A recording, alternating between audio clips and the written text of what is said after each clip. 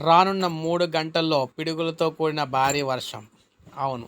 రానున్న 3 గంటల్లో పిడుగులతో కూడిన భారీ వర్షం అయితే రాబోతోంది. ఇప్పుడే వెదర్ రిపోర్ట్ అయితే వచ్చిందనమాట.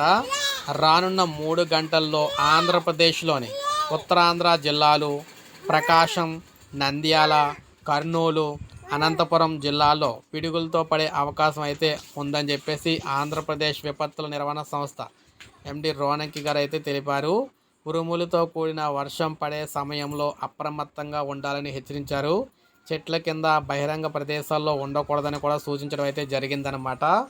అంటే మనం చూసుకున్నట్లయితే అర్ధరాత్రి నుంచి అర్ధరాత్రికి అతి భయంకరమైన వర్షం అయితే రాబోతుంది. ఈ భారీ వర్షం కారణంగా ఇప్పుడు మనం చెప్పుకున్న జిల్లాలన్నింటిలో కూడా పిడుగులతో కూడిన వర్షం అయితే రాబోతుంది. ప్రజలందరూ అలర్ట్గా అయితే ఉండాలి. ఈ విధంగా భారీ వర్షం అయితే రాబోతుంది. ఇప్పుడే మనకు అప్డేట్ అయితే వచ్చింది. ఒక లైక్ చేయండి, సబ్స్క్రైబ్ చేసుకోండి, మన ఛానల్ సబ్స్క్రైబ్ చేసుకొని ఫాలో అవుతుంది.